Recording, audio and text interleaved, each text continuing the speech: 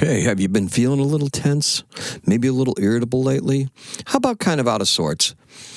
I might have an answer for you. Stay tuned because we're going to drop that knowledge on you, plus the knowledge of the day of Saturday, the 1st of March. Oh, the 1st of March. We're moving right along, right? February is gone, tossed out behind us, and now we're entering March. Comes in like a lion, goes out like a lamb, so they say in the Northern Hemisphere. Stay with me for the full report, okay? Hey, everybody, this is Shane here with daily-astrocat.com. And I've got a little thing to tell you. We have a thing for astrology here, right? And you do too.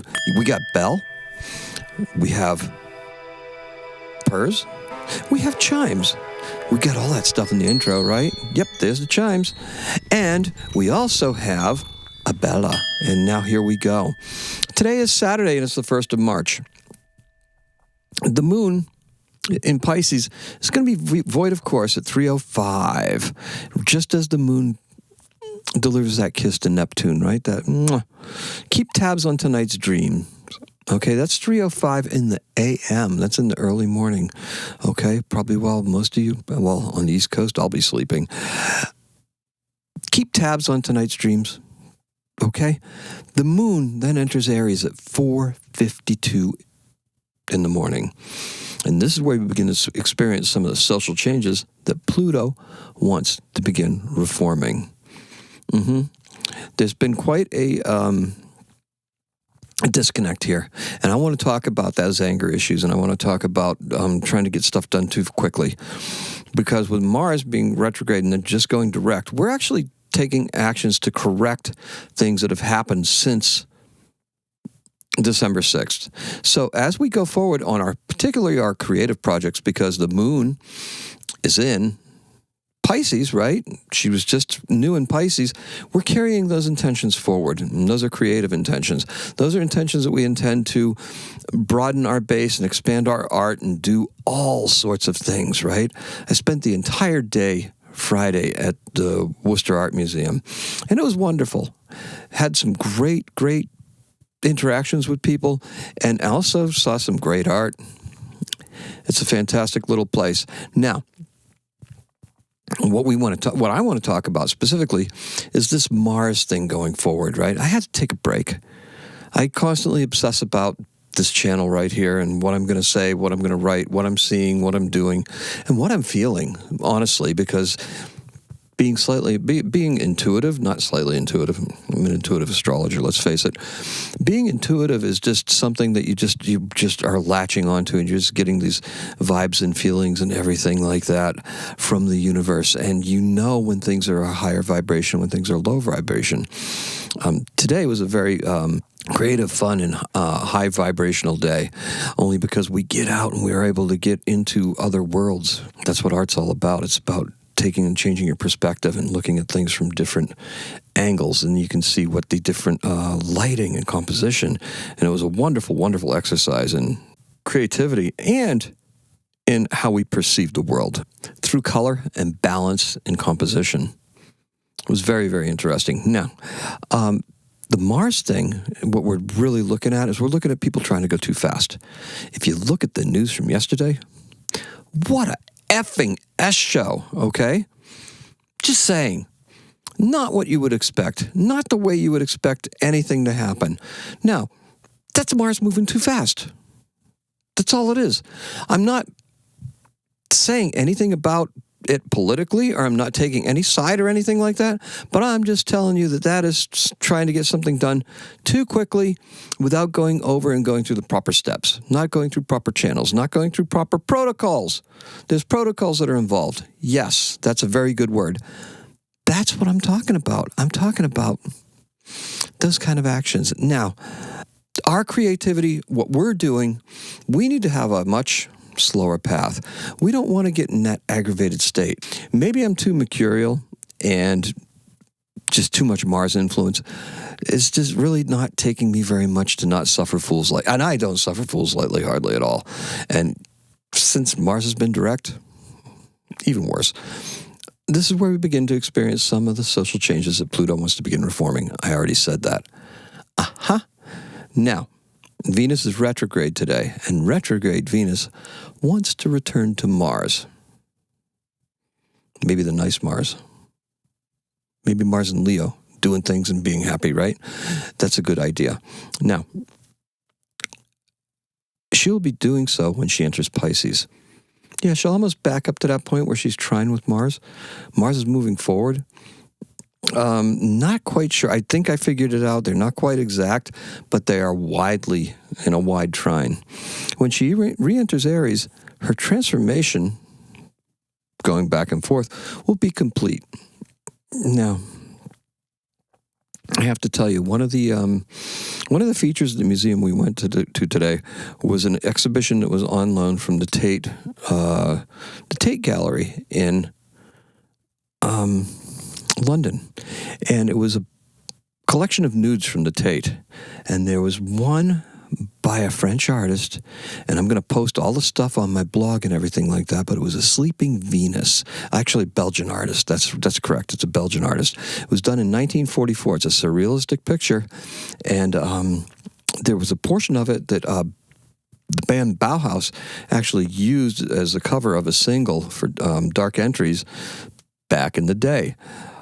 It was done in 1944, so it's almost got a wartime theme of Venus sleeping peacefully, yet chaos and everything. Not chaos, but there's representations of lamentations to the moon because Venus is sleeping, because there was no beauty in the world in 1944 in Belgium, that's for sure. So we just need to keep that in mind. Now, with that being said, that puts Venus in a very prominent place, not just because I happen to see that in a museum, but also because that's kind of the way we're thinking about it, right? We're thinking about this Venus starting to go retrograde. Now we're going to go back, and it's almost like a dream state.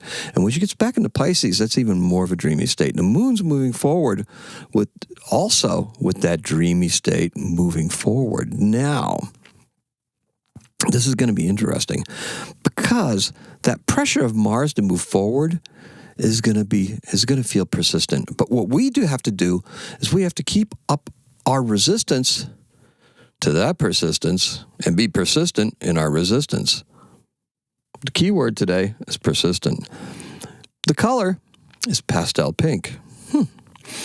Sensitive, caring, and ready to rock whatever it is we're doing. Yeah, that's how we should feel. That's how we should be. We should do it sensitively, though, and with a lot of care. Look, 8 years ago, I'm going to talk about this, because Venus cycles actually repeat, and they repeat very, very regularly. The retrogrades of Venus are perfect, and I'm going to go into this in much more detail, probably in a video right after this, because I want to really just talk about it. But you have to think about what you were doing 8 years ago, because Venus is going retrograde today. So 8 years ago from this date, what was going on? I'll tell you what I was doing. I was in the middle of beginning to code a website and research it for daily-astrocat.com. And I actually started doing that right when the Venus cycle started. I started my first prototypes on the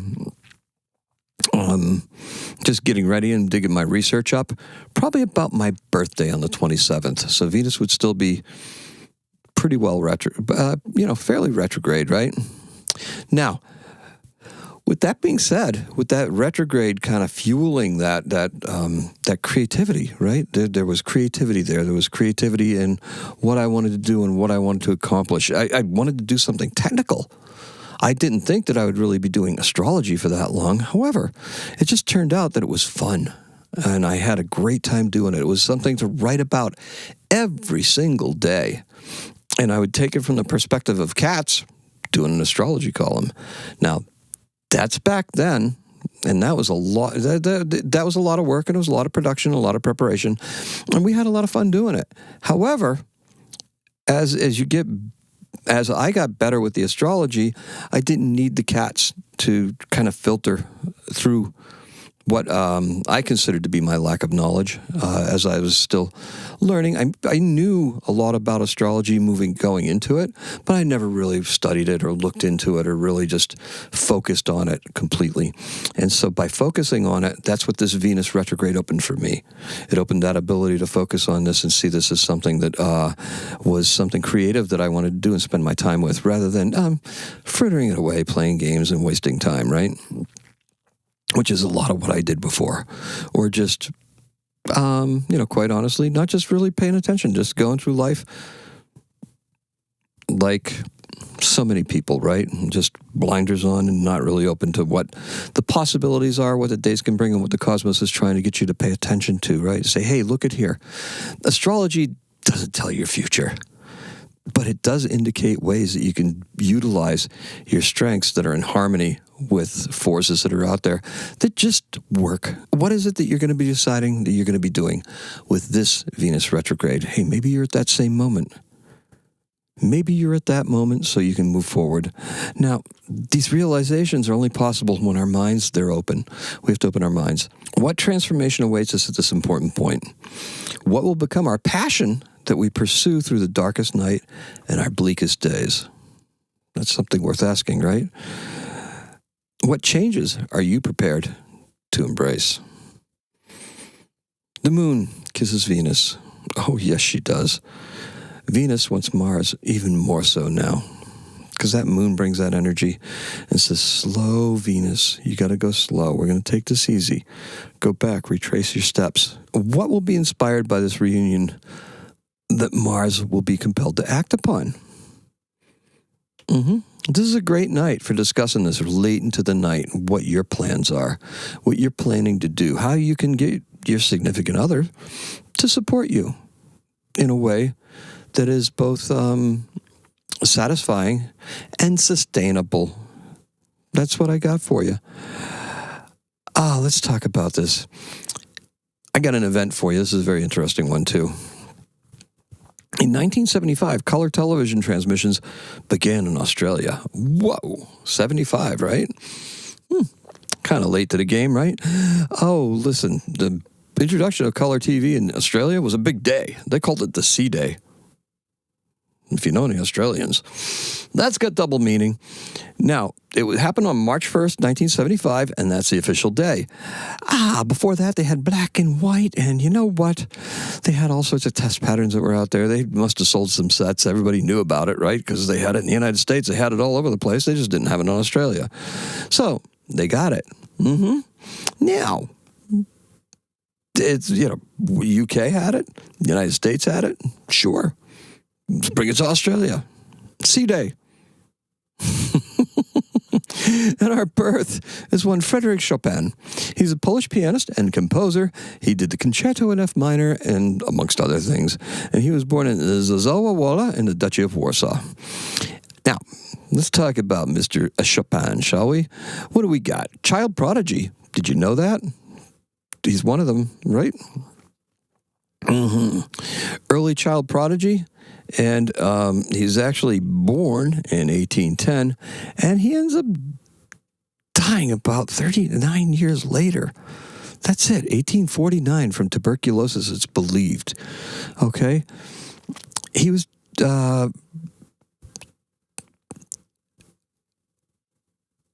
composed works mostly for solo piano. Did a lot of them, right? He did lots of genres, including nocturnes, etudes, preludes, mazurkas, and polonaises, which are Polish dances, a fancy French term for them. He performed intimate salon performances to large public concerts. You have to think about this. He moved to Paris, where he lived most of his adult life. He is one of the greatest composers of the Romantic period. Now, let's talk about what's something that's that whole preferring smaller things. He was really shy and suffered from stage fright. He preferred playing in the small settings, and he was, which was really rare for somebody that was an acclaimed composer, because you'd want that. He was known to prefer dimly lit rooms and sometimes even requesting that candles be extinguished. Oh, this preference for privacy and the dislike of overly sentimental interpretations of his work, he didn't like that. Looked at what was, he's a very complicated person. And that's what I got for you. Complicated people, right? I don't know any of those. Anyway, Let's talk about this. Let's recap everything. Today's keyword is persistent. Persistent in the right way. Persistent on pursuing your path through heck, high water, floods, everything. Enlist the help of somebody else. This is not an easy path that we're on right now. It feels like everything's going to burst forth and it's going to be rainbows, puppies, and unicorns. But we got to go through some stuff. Remember, Mars is trine with Saturn. Do the work. Do the work. Remember, Venus, she's sleeping. That's what it is. Venus is sleeping. We will talk more about this later on. Venus is retrograde today. Just know that you could have, think about it. What's Venus going to revisit? Relationships. What else is she going to revisit? Our charm, our grace, diplomacy. Venus is the ruler of both Libra and Taurus. So some Libra things and some Taurus things are definitely on the table. Venus represents women in general. And she also represents beauty. The arts. We're going to be seeing some of that stuff.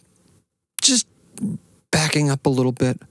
But stay on your path. Don't back up. Use it as an opportunity to revisit what it is that you do. It's going to feel like you're doing something over again because, it's Groundhog Day. A retrograde is kind of like that. Retrogrades feel like that.